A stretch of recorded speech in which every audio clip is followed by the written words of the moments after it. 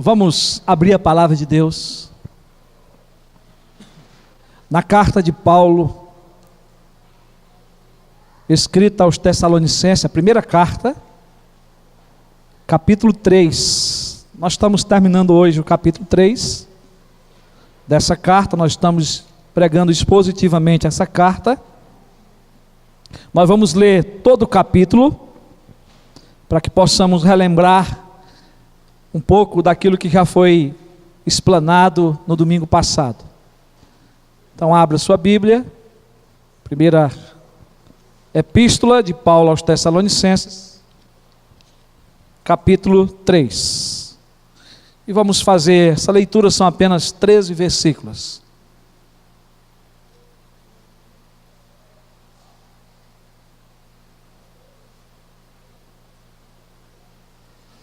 Diz assim a palavra do Senhor: pelo que não podendo suportar mais o cuidado por vós, pareceu-me bem ficar sozinho em Atenas.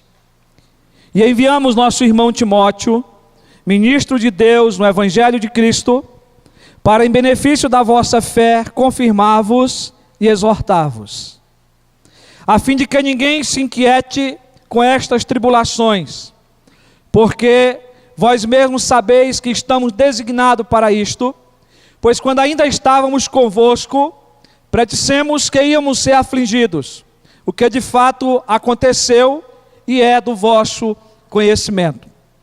Foi por isso que, já não me sendo possível continuar esperando, mandei indagar o estado da vossa fé, temendo que o tentador vos provasse e se tornasse inútil o nosso labor.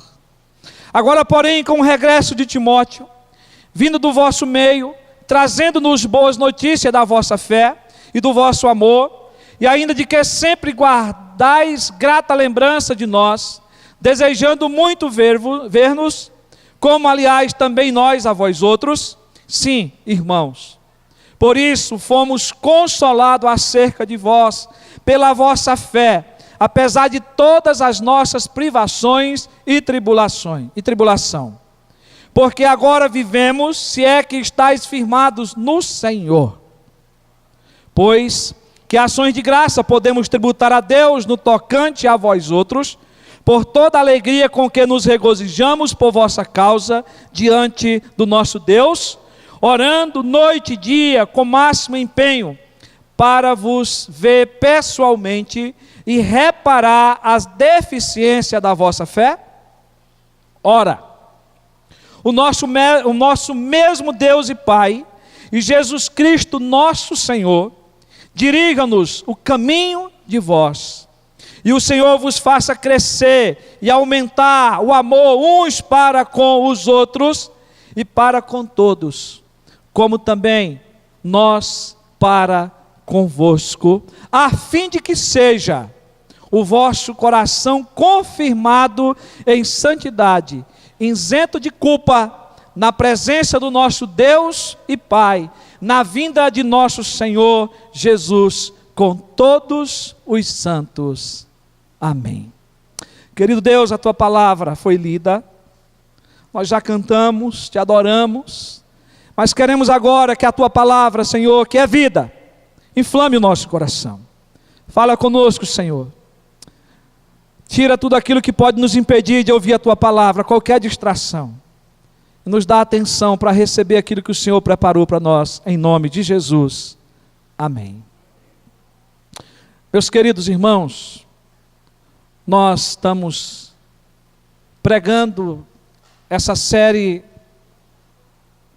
de mensagem na carta, primeira carta de Paulo aos Tessalonicenses. Nós demos o tema: a igreja de Jesus vive o Evangelho enquanto espera a sua vinda. E delimitamos com a pergunta: como é que a igreja de Jesus vive o Evangelho enquanto espera a sua vinda?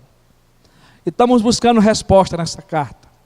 Nós já aprendemos, em primeiro lugar, que é reconhecendo e aceitando a liderança dos seus pastores.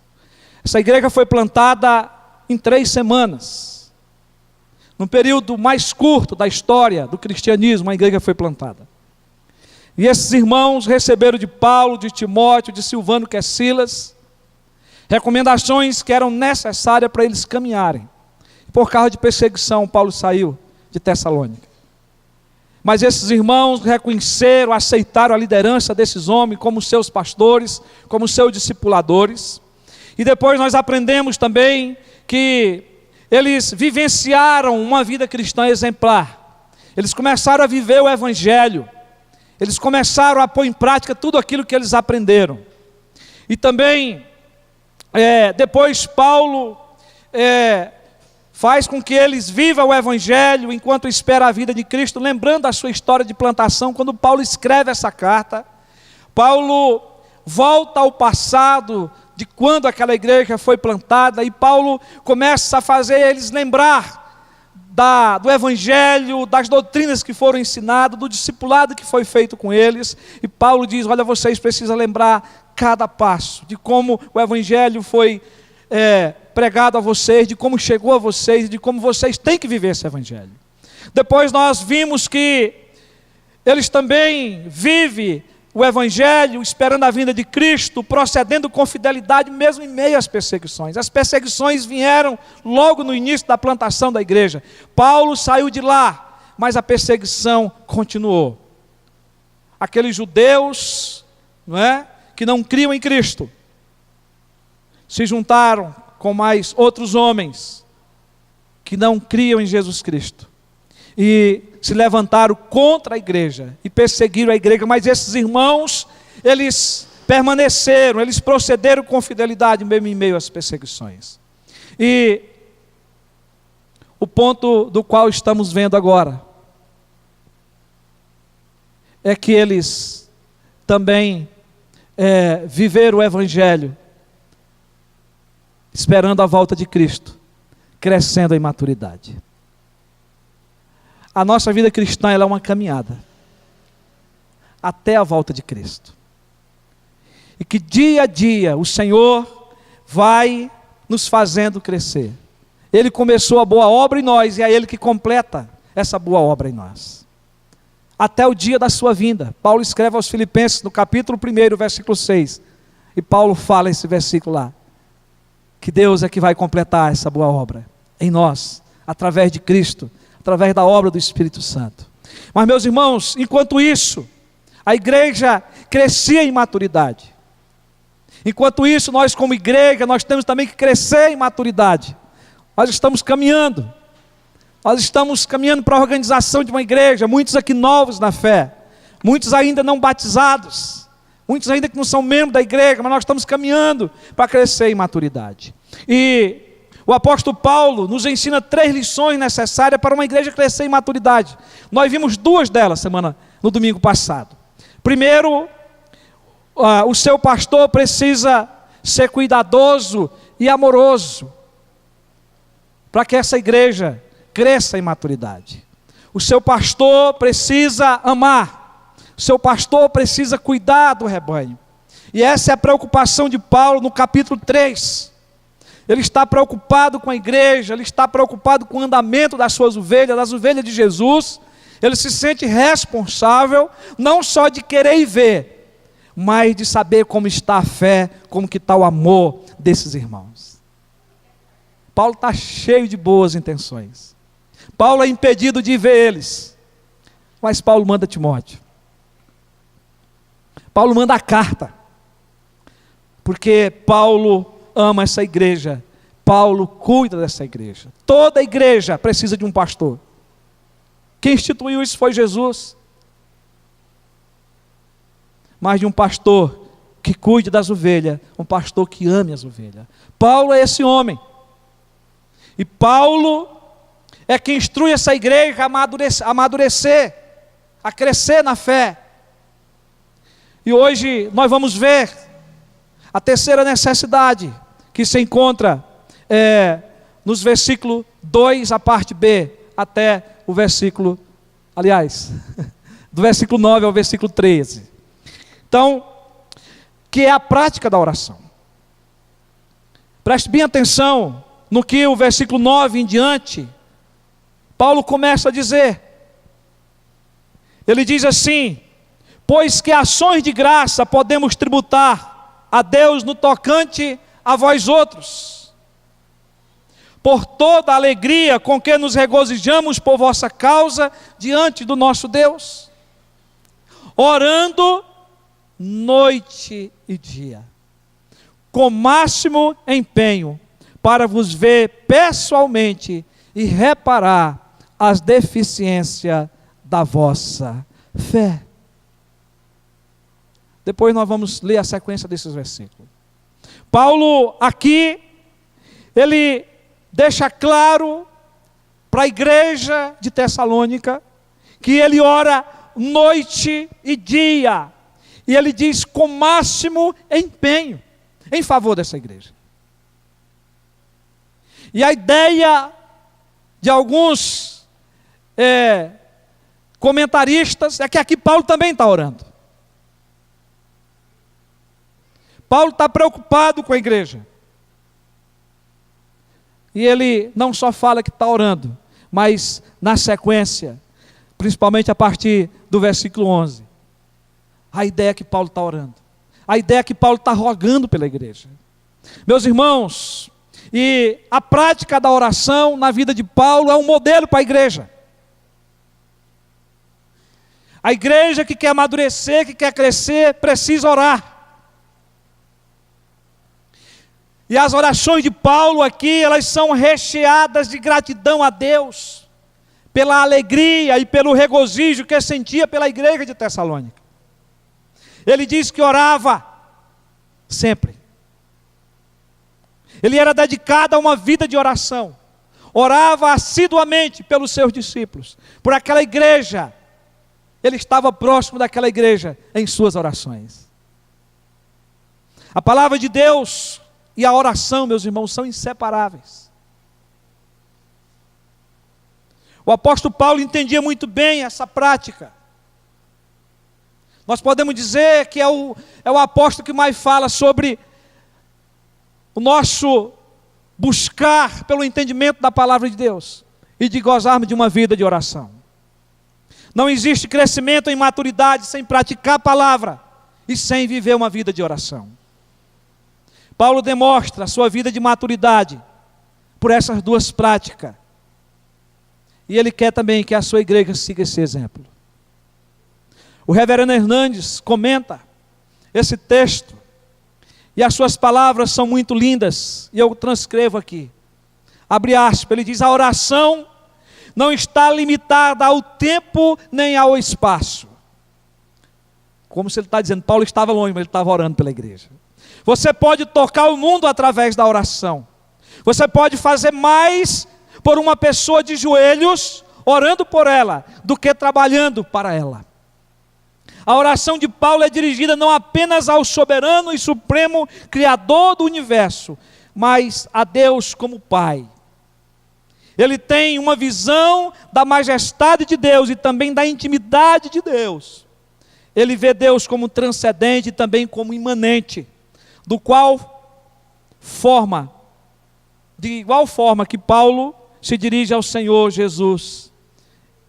E ele deseja que ambos, Deus, Pai, e o Senhor Jesus, trabalhe abrindo-lhe a porta para retornar aos seus queridos filhos na fé em Tessalônica. Paulo, ele ora para que o Senhor abra as portas. Nós vimos no capítulo anterior que ele foi barrado por Satanás. Deus é soberano sobre todas as coisas. Deus tinha outros meios. E ele envia Timóteo. E ele envia a carta. Paulo vai em oração. Vai através da carta. Vai através do envio de Timóteo. As orações dele é ouvida. Deus ouve as nossas orações. A sua vontade era grandiosa de ver esses irmãos, poder ajudá-los a amadurecer na fé. Mas Paulo não pode ir. Mas ele usa os instrumentos que Deus deixou para que aqueles irmãos fossem abençoados. E é nessa carta que Paulo registra essas palavras da prática da vida dele de oração. para que a igreja também pudesse amadurecer e crescer. E Paulo destaca aqui, eu quero destacar, aliás, pelo menos 3 pedidos nessa oração. 3 pedidos que ele faz a favor dos Tessalonicenses. Primeiro, ele pede para que Deus faça a fé dos Tessalonicenses amadurecer. Olha o que é que diz o versículo 9 e o versículo 10. Pois com ações de graça podemos tributar a Deus no tocante a vós outros, por toda a alegria com que nos regozijamos por vossa causa, diante do nosso Deus, orando dia e noite com máximo empenho, orando dia e noite. Agora o propósito da oração: para vos ver pessoalmente e reparar as deficiências da vossa fé. Paulo quer ir reparar essas deficiências, mas ele sabe que só é possível com a resposta da oração. Paulo está orando, ele pede a Deus, para que Deus conceda essa graça, de ele ir e de também estes irmãos amadurecer na fé. Paulo usa aqui, irmãos, o termo grego katatizo, traduzido por reparar, aí na sua Bíblia, que tem o sentido de ajustar, de equipar, de prover, de completar. Esse termo foi usado também em Marcos, capítulo 1, versículo 19, para quem conserta redes, foi usado por Jesus. Isto nos leva a entender que a nossa caminhada de fé aqui na terra nunca atingirá a perfeição. Só quando Cristo voltar, que nos levará para a glória. Mas até lá nós precisamos de reparo. Nós precisamos amadurecer, crescer na fé, na graça, no conhecimento do Senhor Jesus Cristo. Sempre nós necessitaremos de ajustes, de reparos, até essa obra ser completada com a volta de Cristo. Paulo, escrevendo aos Romanos, ele disse que o cristão vive de fé em fé. Romanos capítulo 1, versículo 17. É de fé em fé, é olhando para Cristo, é crescendo. Paulo está falando aqui de crescimento. E o justo viverá pela fé. Estamos aí, dia 31 agora. Mais um ano de comemoração da Reforma Protestante. E nós sabemos que foi nesses versículos que Lutero foi revelado pelo Espírito Santo para fazer toda essa obra da reforma que aconteceu na história da igreja. Mas, meus irmãos, havia problemas na caminhada de fé desses irmãos. Uma compreensão equivocada acerca da doutrina da segunda vinda de Cristo.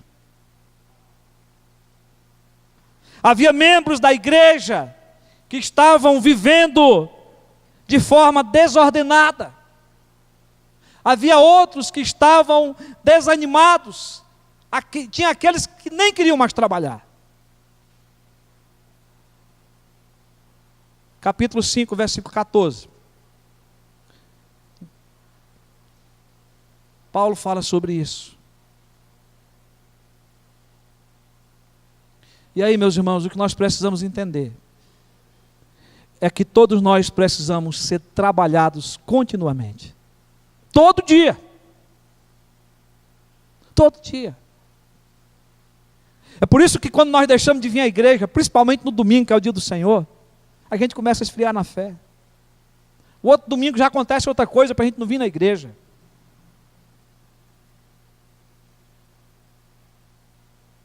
Paulo está preocupado, ele está longe, mas ele está preocupado com esses irmãos. Está preocupado com a fé desses irmãos. Deus atendeu ao pedido de Paulo, meus irmãos, em favor dos seus discípulos, em favor daquela igreja, para que eles crescessem na fé. Confira comigo, abra sua Bíblia. 2 Timóteo, aliás, 2 Tessalonicenses, capítulo 1, versículo 3. 2 Timóteo, capítulo 1, versículo 3. Diz assim: irmãos, cumpre-nos dar sempre graças a Deus no tocante a vós outros, como é justo, pois a vossa fé cresce sobremaneira. Deus ouviu a oração de Paulo, meus irmãos, em favor daqueles irmãos. A fé deles está crescendo sobremaneiramente, dia após dia.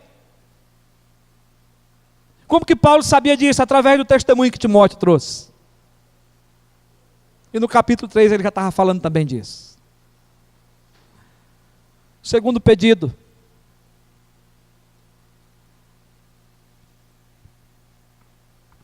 Ele pede para que Deus faça aumentar o amor dos Tessalonicenses. Versículo 11 e 12. Ora, o nosso mesmo Deus e Pai, e Jesus nosso Senhor, dirija-nos o caminho até vós, e o Senhor vos faça crescer e aumentar no amor, uns para com os outros e para com todos, como também nós para convosco. Irmãos, Paulo introduz aqui o versículo 11, dizendo: ora, o mesmo Deus e Pai e Jesus nosso Senhor. Paulo orou para que o Senhor removesse aqui os obstáculos de Satanás do caminho. Nós não podemos esquecer o contexto. E o guiasse até os Tessalonicenses. Deus o Pai e Jesus têm o mesmo ofício de nos ajudar na obra missionária. Eles são iguais em poder. Seu agir soberano mostra os meios para agirmos. Paulo não foi, como eu falei agora, outrora. Mas aquela carta chegou nas mãos da igreja e abençoa aquela igreja. O Deus e Pai e o seu Filho, o Senhor Jesus Cristo, no nome de quem Paulo orou, atendeu a oração. Paulo ora pedindo que o Senhor faça crescer e aumentar o amor dos Tessalonicenses, de uns para com os outros e para com todos, como também o amor que sentia por aqueles irmãos. Paulo quer que aumente aquele amor. Às vezes, irmãos, o passar por sofrimento e dificuldades na nossa vida pode gerar em nós sentimentos de orgulho e de soberba. Quantos momentos na nossa vida nós esquecemos da irmandade? Nós esquecemos do amor de uns para com os outros. E muitas vezes nós passamos a ser egocêntricos, procuramos nossos direitos. E quantas igrejas que têm sido divididas por causa disso? Quantas brigas dentro de igreja por causa do eu? E nós esquecemos do amor ao próximo. Por causa do sofrimento, esses irmãos estavam esquecendo do amor de uns para com os outros. Se a fé dos Tessalonicenses estava progredindo, o amor também tinha que crescer. Fé e amor têm que caminhar junto. O desejo de Paulo era que esse amor crescesse neles como igreja, e também para com todas as pessoas que conviviam ali com eles. Ele também desejou sentir mais amor por aquela igreja. Que Deus provesse crescimento desse amor. E aí no capítulo 4 desta carta, no versículo 9 e 10, que nós pregaremos para frente, Paulo escreve: no tocante ao amor fraternal, não há necessidade de que eu vos escreva, porque Paulo já tinha falado muito sobre o amor. Ele está orando aqui anteriormente, onde nós estamos expondo. Porquanto vós mesmos estáis por Deus instruído, por Deus, de que deveis amar-vos uns aos outros. E na verdade estáis praticando isso mesmo para com todos os irmãos em toda a Macedônia. Contudo, vos exortamos, irmãos, a progredirdes cada vez mais. Não é que faltava amor na igreja. Não é que a igreja precisava de mais ensino sobre o amor. Mas Paulo está orando para que o Senhor abençoe aquela igreja, para que aquela igreja caminhe para frente. Continue progredindo no amor. Porque a fé e o amor têm que andar junto. A igreja de Deus é uma família, onde devemos construir pontes de amizade e não muralhas de separação. Essa frase não é minha, está entre aspas. A igreja é a comunidade do amor, da aceitação, do perdão e da restauração. É por isso que nós somos acolhidos na igreja. As pessoas chegam na igreja quebradas. Casamento destruído.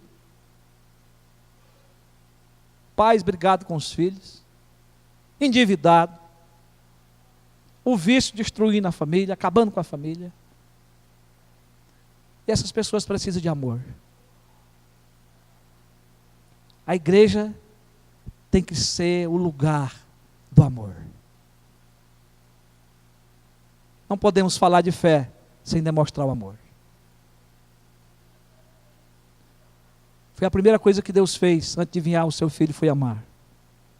Porque Deus amou o mundo de tal maneira que deu o seu filho unigênito, para que todo aquele que nele crê não pereça, mas tenha a vida eterna.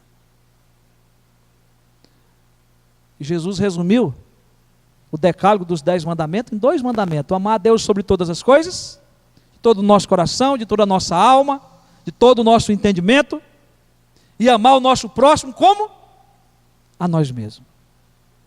Esse é o amor incondicional de Deus. Deus não salva a gente pelas obras, pelos nossos feitos, pelos nossos acertos. É graça, é incondicional. Mas Ele quer também que esse mesmo amor incondicional nós possamos oferecer pelo nosso próximo. E quem é o seu próximo? Quem está perto de você? Aonde você estiver, quem estiver do seu lado, à esquerda, à direita, atrás ou na frente, é o seu próximo. Primeiro Deus, depois o seu próximo, depois você. Primeiro Deus, depois o outro, depois eu. Irmão, como que é difícil a gente aprender isso? Como é difícil nós colocarmos em prática. Se eu e você praticar esse amor, essa igreja não vai caber de pessoas.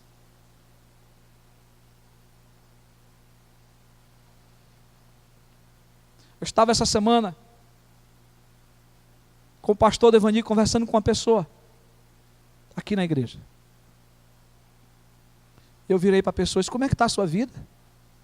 Como é que está a sua família? A pessoa caiu em pranto, chorando. E a nossa reunião se terminou num momento de consolo, de aconselhamento e de oração. A questão é que muitas vezes nós não estamos olhando para quem está do nosso lado. Paulo sabia que aquela igreja era perseguida, que tinha inimigos, mas aquela igreja precisava amar os inimigos. Jesus, que nós temos que amar e orar pelos nossos inimigos. Você tem feito isso? A igreja é a comunidade do amor, da aceitação, do perdão e da restauração. O amor não deve ser apenas de palavra, mas de fato e de verdade. Isso quer dizer de forma prática. Mas o terceiro pedido de Paulo, ele pede pela confirmação da santidade dos Tessalonicenses. É outra coisa que anda junto. Quem tem fé, ama. A quem tem fé no Senhor, quer viver uma vida santa. Quer ser parecido com Cristo. E Paulo está orando e ele diz, a fim, aí o propósito, de que seja o vosso coração confirmado em santidade. Isso é confirmado por Deus, viu, irmãos? É Deus que confirma. Isento de culpa, na presença de nosso Deus e Pai, na vinda de nosso Senhor Jesus e com todos os santos. Eu vou me ater um pouco de falar sobre santidade, porque o capítulo 4 vai falar sobre isso. É o pós-texto do que ele está falando aqui.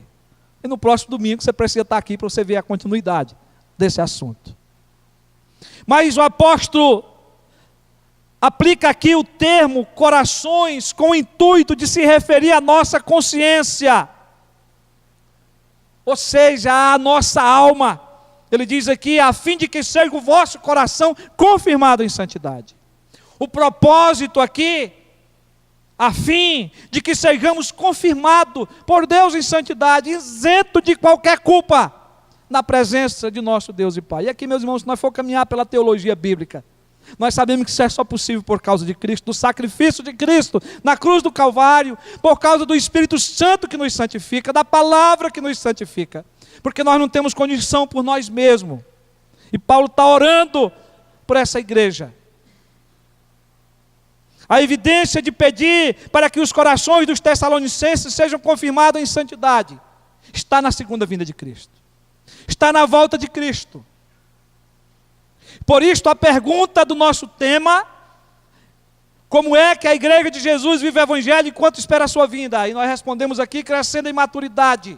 Crescer em maturidade exige uma fé firme, confirmada, exige observarmos e obedecer à palavra revelada, amarmos uns aos outros e também viver em santidade. A palavra grega, traduzida como santidade, aqui, era usada para referir-se a uma qualidade de objetos e pessoas que são separadas do uso comum para o serviço de Deus. Eu e você, todo aquele que é nascido em Cristo, nascido de novo, é santo. É separado para Deus, separado do mundo de pecado para Deus. Santo não quer dizer sem pecado, santo é separado para Deus, para o culto a Deus, para a adoração a Deus, para a obra de Deus, para o serviço de Deus. Você, irmã, irmão, que foi lavado pelo sangue de Cristo, você é santo, amém? Você está separado para glorificar a Deus e para a obra de Deus. Mas, meus irmãos, porém, quanto aqui ao conceito, é utilizado para pessoas santas, e o pensamento é que aqueles que estão separados para servir a Deus devem demonstrar a mesma retidão e a mesma pureza que lhe caracteriza. A santidade não é medida ou não é entendida apenas pela aparência, mas pela prática. A santidade não é medida por gestos, por ritos ou cerimônias externas. Ela é medida por uma vida sem culpa na presença de Deus, que tudo vê, que tudo sonda, que tudo conhece. Paulo ora porque entendia que o crente, para ser aceitável diante do Pai, necessita ser santo de coração, e não somente o exterior, como eram os fariseus. E não sou eu, nem é Paulo que está falando isso, é o próprio Jesus. Quando esteve aqui, Mateus capítulo 23, o versículo 27, Jesus fez esse comentário dizendo: ai de vós, escribas e fariseus, hipócritas, porque sois semelhante aos sepulcros caiados, que por fora se mostram belos, mas interiormente estão cheios de ossos, de mortos e de toda imundícia. A comparação que Jesus faz dos fariseus, dos hipócritas, é que eles eram como corpos cheios de ossos, estragados, que não tem mais utilidade alguma, e por isso que ele chama eles de sepulcro caiados. Nós precisamos fazer uma análise da nossa vida, e esse é o motivo, meus irmãos, que quando eu me prostro diante de Deus, eu estou nu, eu estou sem roupa diante de Deus, porque Deus me conhece, Deus me vê por completo, Deus sabe da minha dificuldade, Deus sabe da sua luta, da sua dificuldade, seja em que área for. Então nós temos que clamar, nós temos que buscar a Deus. E Paulo está orando por aquela igreja. O desejo de Paulo era que a santidade dos tessalonicenses aumentasse até alcançar a perfeição. E por isso ele faz referência à segunda vinda de Cristo, que virá com todos os seus santos, o que também nos motiva a sermos achados nesse dia em santidade. Aleluia. Glória ao nome do Senhor. Eu quero concluir fazendo algumas aplicações. Como é que a igreja de Jesus vive o Evangelho enquanto espera a sua vinda? Recapitulando, o capítulo 3 desta carta nos ensinou que é crescendo em maturidade. Vimos que a primeira necessidade para uma igreja crescer em maturidade é o seu pastor ser um homem, um pastor amoroso, cuidadoso, zeloso. Vimos em segundo lugar, a segunda necessidade é observar e obedecermos a palavra revelada. Paulo foi instrumento de Deus. O que Paulo escreveu foi inspirado pelo Espírito Santo de Deus à igreja de Tessalônica. E esses irmãos receberam como palavra revelada. E foi assim que eles cresceram na fé, foi assim que eles amadureceram. Quando aqueles irmãos receberam a carta de Paulo, receberam e praticaram. Os argumentos de Paulo que nós vimos no capítulo 3, para amadurecerem na fé, aqueles irmãos leram e foram suficientes para os instruírem naquela necessidade. E por fim, para crescer em maturidade é necessária a prática de oração. Paulo ora, Paulo intercede, mas Paulo também está sendo um exemplo para aquela igreja, porque ele orava noite e dia em favor deles. Paulo está amadurecendo, está crescendo, mas ele quer que a igreja também esteja crescendo em santidade. E para isso é preciso viver uma vida de oração. Paulo orou para que Deus fizesse com que a fé, o amor e a santidade dos tessalonicenses crescesse. Ele orou e deu o exemplo para que aquela igreja orasse em favor da firmeza da fé, do aumento do amor, e para serem confirmados em santidade, na presença de Deus, na volta do Senhor Jesus com todos os santos. Uma igreja madura. Uma igreja que está crescendo em maturidade. É uma igreja que pratica a oração constantemente. Eu me pergunto hoje,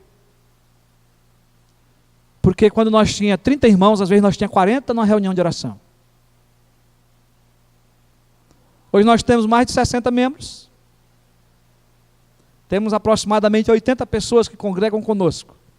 E às vezes a nossa reunião de oração hoje não passa de 10 pessoas. Sei que tem irmãos que trabalham, tem irmãos que estudam. Mas aonde estão os outros? Irmãos e irmãs, se vocês querem crescer, orem. Eu sei que a oração não é só na igreja. Pode ser na sua casa, onde você estiver e em todo o tempo. Mas como é bom nos ajuntarmos coletivamente em oração, concordar um com o outro, colocar nossa dificuldade e dos outros irmãos na presença de Deus. E a pergunta é: você tem orado pela igreja? Para que os crentes sejam mais firmes na fé, mais arraigados no amor? Você tem feito isso nas suas orações? Você está vivendo em santidade? Você está preparado para a segunda vinda de Cristo? Devemos pedir para que a nossa fé amadureça, para que o nosso amor cresça, e que o nosso caráter e conduta sejam santos e irrepreensíveis diante de Deus. 1 João, capítulo 3, no versículo 3, o apóstolo João, ele diz: e a si mesmo se purifica todo que nele tem esta esperança, assim como ele é puro. Todo que tem a esperança da volta de Cristo, que se purifica, se torna puro. A única maneira de nos prepararmos para nos encontrarmos com Deus e vivermos diariamente com Deus é crescermos em maturidade, é prosseguir em conhecer o Senhor e fazê-lo conhecido. Que Deus nos abençoe. Amém, igreja? Vamos ficar de pé?